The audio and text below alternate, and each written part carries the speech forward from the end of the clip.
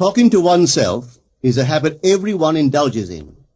We could no more stop talking to ourselves than we could stop eating and drinking. All that we can do is control the nature and the direction of our inner conversations.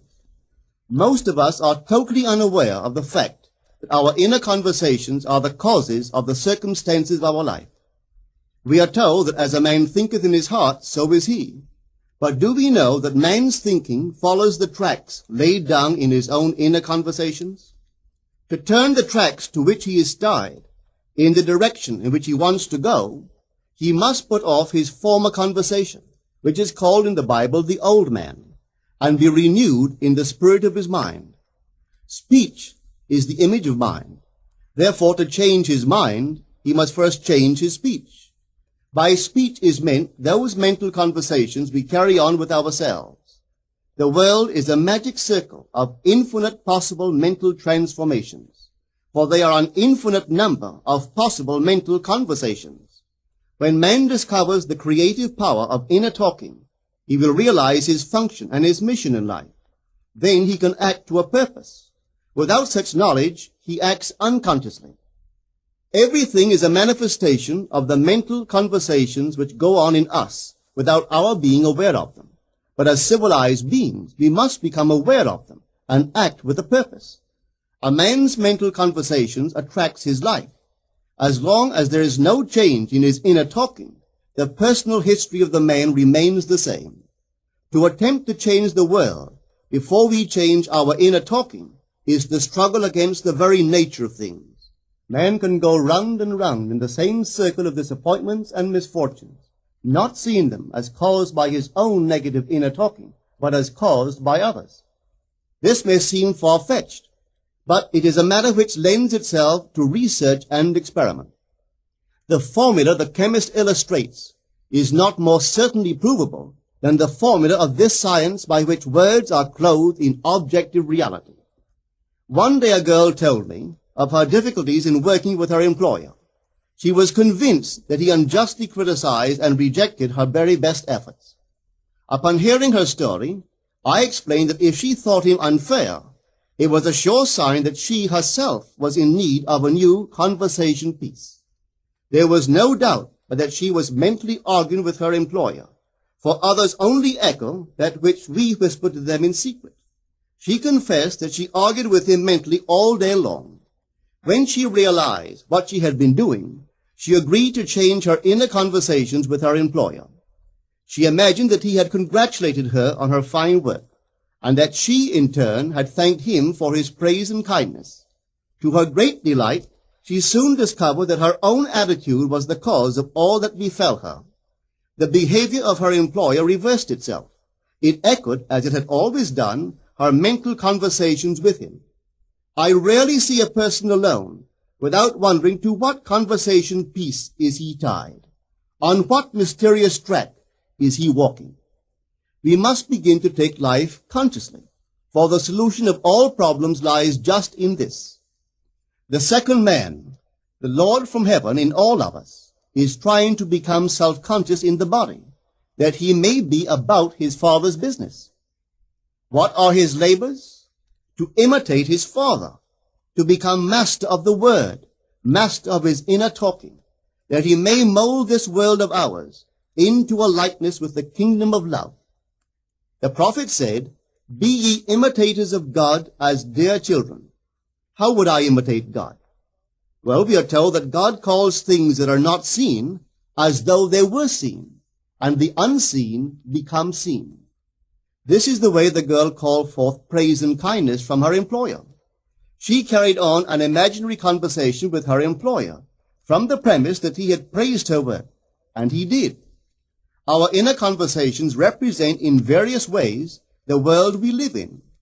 Our individual worlds are self-revelations of our own inner speech. We are told that every idle word that men shall speak, they shall give account thereof. For by their words they shall be justified, and by their words they shall be condemned. We abandon ourselves to negative inner talking, yet expect to retain command of life. Our present mental conversations do not recede into the past as man believes, They advanced into the future to confront us as wasted or invested words.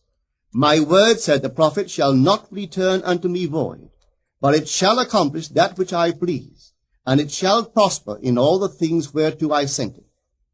How would I send my word to help a friend? I would imagine that I am hearing his voice, that he is physically present, that my hand is on him. I would then congratulate him on his good fortune, tell him that I have never seen him look better. I would listen as though I heard him. I would imagine that he is telling me he has never felt better, he has never been happier. And I would know that in this loving, knowing communion with another, a communion populous with loving thoughts and feelings, that my word was sent, and it shall not return unto me void, but it shall prosper in the thing whereto I sent it. Now is the accepted time. Now is the day of salvation. It is only what is done now that counts, even though its effects may not be visible until tomorrow. We call not aloud, but by an inner effort of intense attention. To listen attentively, as though you heard, is to create. The events and relationships of life are your word made visible.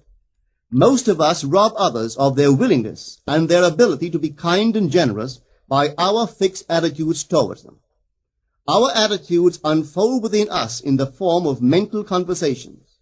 Inner talking from premises of fulfilled desire is the way to consciously create circumstances. Our inner conversations are perpetually outpictured all round us in happenings. Therefore, what we desire to see and hear without, we must see and hear within, for the whole manifested world goes to show us what use we have made of the word. If you practice this art of controlled inner speaking, you too will know what a thrill it is to be able to say, and now I have told you before it come to pass, that when it is come to pass, ye might believe. You will be able to consciously use your imagination to transform and channel the immense creative energies of your inner speech from the mental, emotional level to the physical level. And I do not know what limits, if any, there are to such a process. What is your aim? Does your inner talking match it? It must, you know. If you would realize your aim, for as the prophet asked, can two walk together except they be agreed? And of course the answer is no, they cannot. The two who must agree are your inner conversation and the state desired. That is, what you desire to see and hear without, you must see and hear within. Every stage of man's progress is made by the conscious exercise of his imagination, matching his inner speech to his fulfilled desire. As we control our inner talking, matching it to our fulfilled desires, we can lay aside all other processes. Then we simply act by clear imagination and intention. We imagine the wish fulfilled and carry on mental conversations from that premise. The right inner speech is the speech that would be yours were you to realize your ideal. In other words, it is the speech of fulfilled desire. Now you will understand how wise the ancient was when he told us in the Hermetica, there are two gifts which God has bestowed upon man alone, and on no other mortal creature. These two are mind and speech, and the gift of mind and speech is equivalent to that of immortality. If a man uses these two gifts rightly, he will differ in nothing from the immortals. And when he quits his body, mind and speech will be his guides, and by them he will be brought into the troop of the gods and the souls that have attained to bliss. With the gift of mind and speech, you create the conditions and circumstances of life. In the beginning was the Word, and the Word was with God, and the Word was God. The Word, said Hermes, is Son, and mind is Father of the Word. They are not separate one from the other, for life is the union of word and mind. You and your inner talking, or word, are one. If your mind is one with your inner conversation, then to be transformed in mind is to be transformed in conversation. It was a flash of the deepest insight that taught Paul to write, put off the former conversation, the old man, which is corrupt, and be renewed in the spirit of your mind. Put on the new man. Put on the new man, and be renewed in the spirit of your mind, is to change your inner conversation, for speech and mind are one. A change of speech is a change of mind. The prophet Samuel said, "The Lord spake by me, and his word was in my tongue." If the Lord's word was in the prophet's tongue, then the Lord's mouth that uttered the word must be the prophet's mind. For inner conversations originate in the mind and produce little tiny speech movements in the tongue. The prophet is telling us that the mouth of God is the mind of man, that our inner conversations are the word of God, creating life about us as we create it within ourselves. In the Bible you are told that the word is very near to you, in your mouth and in your heart, that you may do it. See, I have set before you this day life and good, death and evil, blessings and cursings. Choose life. The conditions and circumstances of life are not created by some power external to yourself.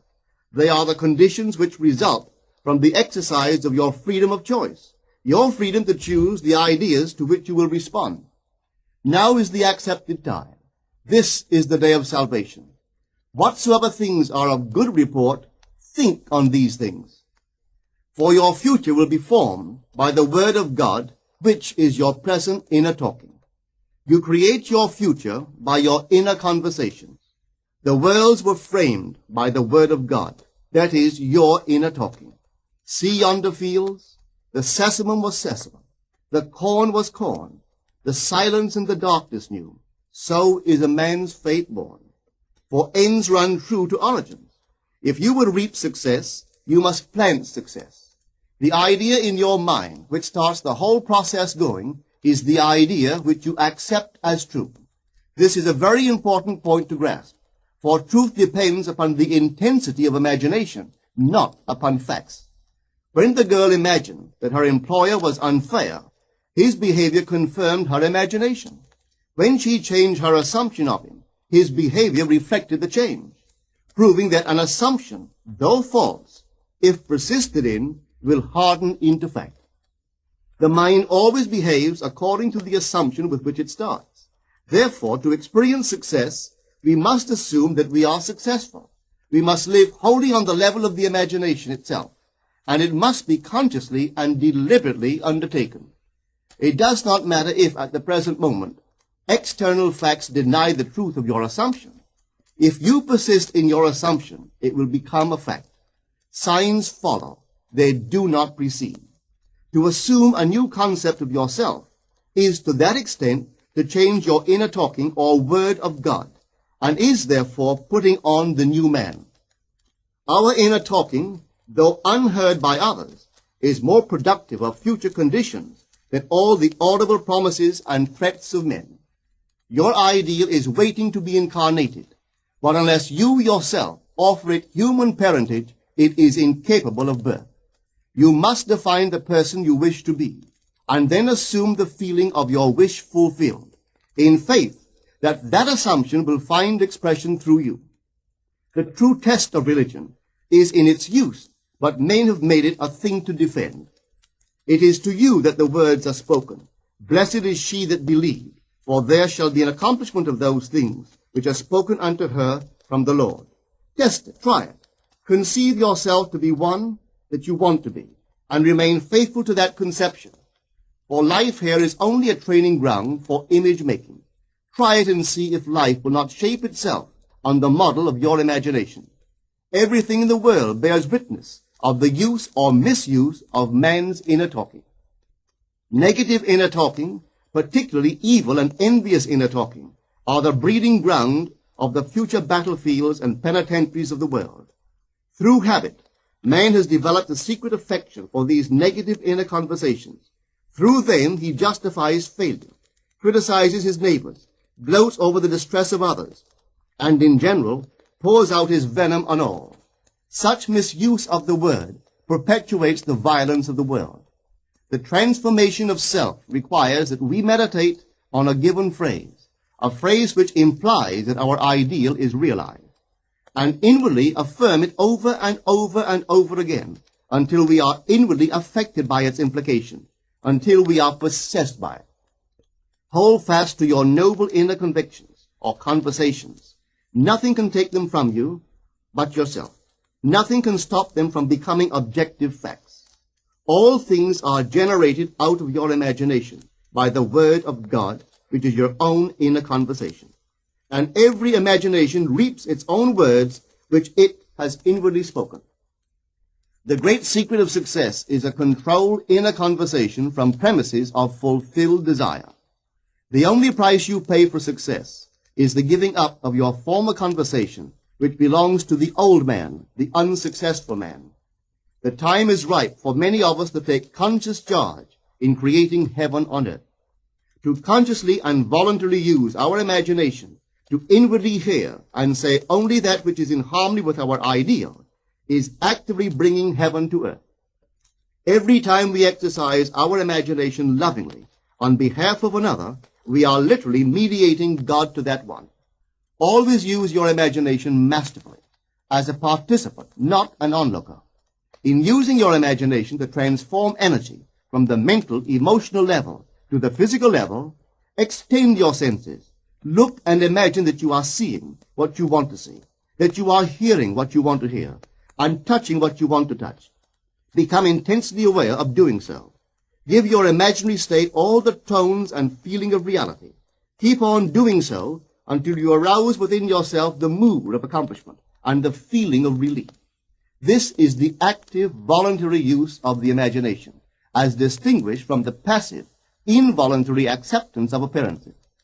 It is by this active, voluntary use of the imagination that the second man, the Lord from heaven, is awakened in man. Men call imagination a plaything, the dream faculty, but actually it is the very gateway of reality. Imagination is the way to the state desired. It is the truth of the state desired, and the life of that state desired. Could you realize this fully, then would you know that what you do in your imagination is the only important thing. Within the circle of our imagination, the whole drama of life is being enacted over and over again. Through the bold and active use of the imagination, we can stretch out our hand and touch a friend 10,000 miles away and bring health and wealth to the parched lips of his being. It is the way to everything in the world. How else could we function beyond our fleshly limitations? But imagination demands of us a fuller living of our dreams in the present.